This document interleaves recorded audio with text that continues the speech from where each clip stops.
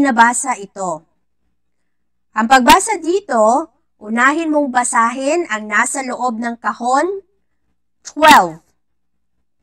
Divided by, kasi ito yung symbol ng division, so 12 divided by 3. So, unang basahin ang nasa loob, 12 divided by 3. Okay, tingnan natin kung ano ang sagot. 12 divided by 3. Paano ba ito gawin? Dito, 12 divided by 3. Okay. So, ang una, magsisimula ka muna sa unang numero. Dito, unang digit. 1 divided by 3. Pwede ba? 1 divided by 3? Hindi pwede. Dahil mas malaki ang nasa labas. Ang nasa loob na 1 ay mas maliit kaysa number 3. So, hindi siya pwede. So, dahil hindi siya pwede, lagay natin dito 0. Kasi hindi pwede. Placement holder lang yan. Wala siyang meaning. Pero lagyan natin para hindi natin masulat yung answer natin dito. Kasi mahalaga kung saan mo siya itapat. Saan mo siya isulat. Kailangan na isusulat mo yung answer sa itaas nito. Sa itaas ng numero. Okay. Dahil hindi siya pwede, 0. So, mag-move on na tayo dito sa pangalawa. Ngayon, dalawang numero na sila. 12 divided by 3. Pwede na ba? Mas malaki ba yung numero sa loob? Mas malaki ba ang 12 kaysa sa 3? Oo. So, pwede na natin siyang ma-divide. Ano ang answer? 12 divided by 3. Ang answer ay 4. So, lagay natin ang 4 dito sa ibabaw ng pinakahuling digit. So, ibabaw dito. Yan. Yan natin ilalagay ang answer. So, 4, pagbalik niya, multiplication na siya. Kung nalilito kayo na may 0 diyan, pwede namang alisin yung 0. Pwedeng alisin. Placeholder lang siya. Okay? So, 4 times 3. Anong sagot? 4 times 3. Tamang sagot ay 12. Ayan. So, lalagay mo siya dito sa baba, yung answer. Tapos, ang kasunod na operation ay subtraction. I-subtract mo tong 12 minus 12. 12 minus 12. Anong answer? 0. Dahil pareho sila, 0. Okay? So, ito yung answer natin. Ang tawag dito ay quotient. Quotient.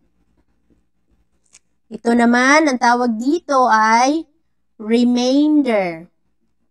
Yung sobra. Pero walang sobra dahil buo ang sagot. 12, hahatiin mo siya sa 3. 12 divided by 3, ang answer nito ay 4. Okay? Isa pa? Okay, isa pa. Dahil practice. Magandang practice. Okay, dito tayo. 84. Dahil unang binabasa ang nasa loob, 84 divided by 7. 84 divided by 7. Okay. Unang numero muna tayo, 8. Pwede bang i-divide ang 8 sa 7? Pwede, dahil mas malaki ang nasa loob. So, pwede, dahil mas malaki ang 8 kaysa 7. Ilang 7 ba ang nasa 8? 8 divided by 7. Isa lang. So, dito natin siya ilalagay sa ibabaw ng numerong 8. 1. Ayan, 1. Okay? Next, ang kasunod, i-multiply mo itong dalawa. So, 1 times 7. At ang sagot mo, ilalagay mo dito sa baba. 7. 1 times 7 is 7. Ang kasunod na step, subtract mo ito, itong dalawa, subtraction. 8 minus 7. 1. Dito mo siya ilagay sa baba niya. Tapos, itong numerong number 4, automatic mo siyang ibaba dito. Okay? Ibaba mo lang siya. Ngayon, balik na naman tayo sa division. So, 14 divided by 7. Ang tamang sagot ay 2. Saan mo ilalagay yung 2? Doon sa ibabaw nitong huling digit. Doon sa ibabaw. Dito. Okay? Tapos, pagbalik mo, multiply mo na naman. So, erase na natin to para hindi kayo malito. Okay? Okay, pagbalik mo, ayan, 2 times 7. 2 times 7. Ang tamang sagot ay 14. So, lalagay mo dito yung answer mo. 14. Tapos, minus na naman. Kasi paulit-ulit lang yan. Divide, multiply, minus. So, minus na naman. 14 minus 14. Yung answer mo ay 0. So, ang remainder mo ay 0. Walang sobra. Ito yung answer mo, ang quotient. 12. Okay? So, 84 divided by 7, ang tamang sagot ay 12. Okay? Okay.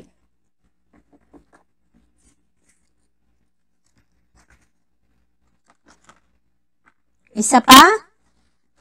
Isa pa.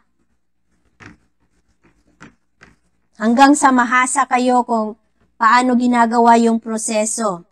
Pabalik-balik lang naman to. Okay? Paano pagbasa?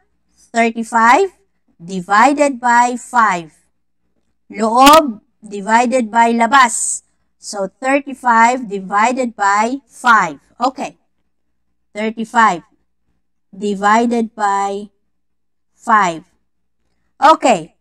Unang numero muna tayo. So, dito muna tayo magsisimula sa number 3. Pwede bang i-divide ang number 3 sa number 5? So, 3 divided by 5. Pwede ba?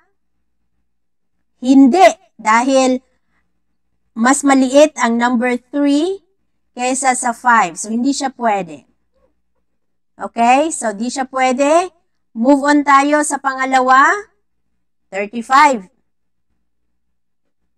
35 na. So, 35 divided by 5, ano yung sagot? Ang sagot ay 7.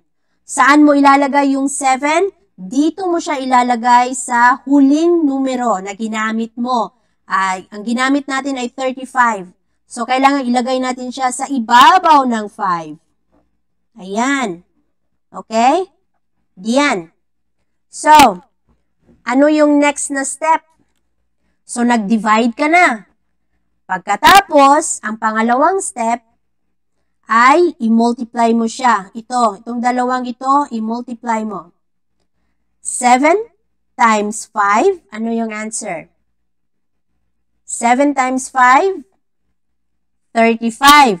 So, saan mo ilalagay yung answer mo? Dito sa baba. 35. Okay? Yun yung pangalawang step.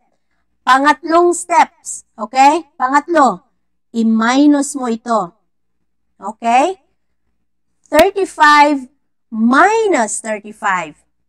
Parehong-pareho, di ba? 35 minus 35, ang answer mo ay 0. So, dahil 0 na, wala na. Tapos ka na. So, ano yung answer?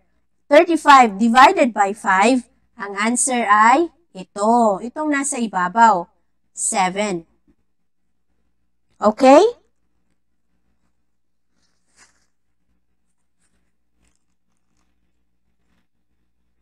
Okay. Next. Ito. 110 divided by 10. Aba, okay. 110 divided by 10. Okay.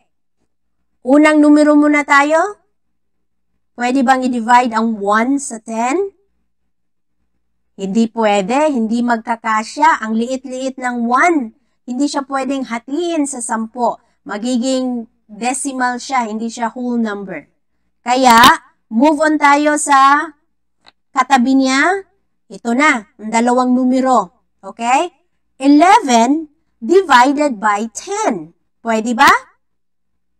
Pwedeng-pwede dahil mas malaki yung number 11 kesa sa 10. So, ilan ba anong answer natin? 11 divided by 10 hanggang dito. 11 divided by 10?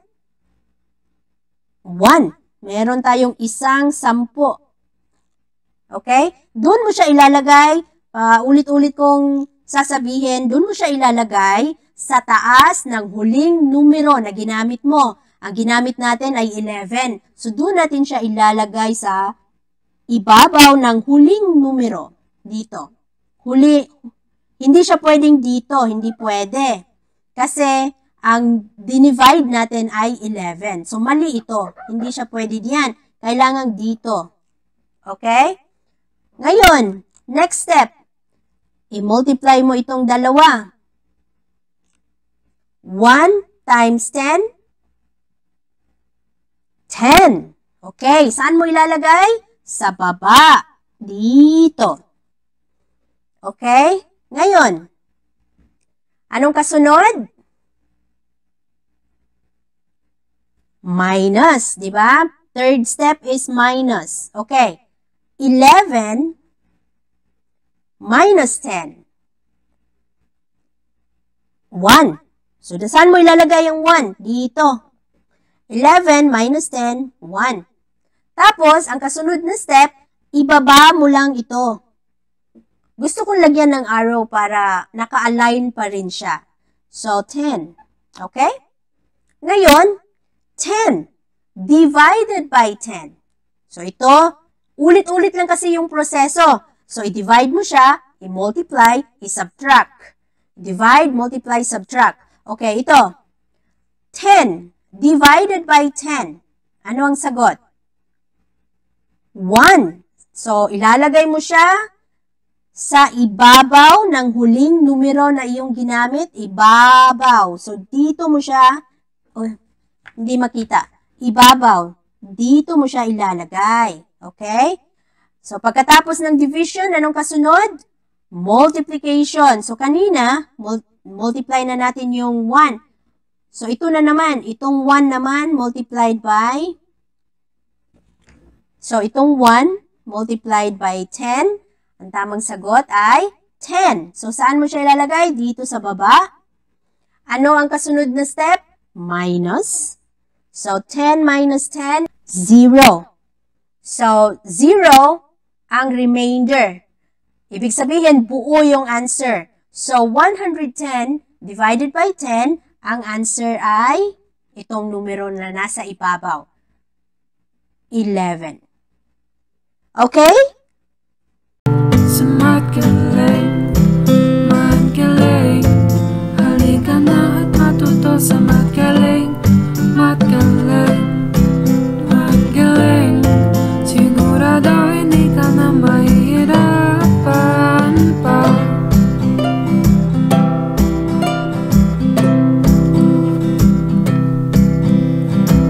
Ating ihasa ang iyong galing. Marami pa tayong matutunan.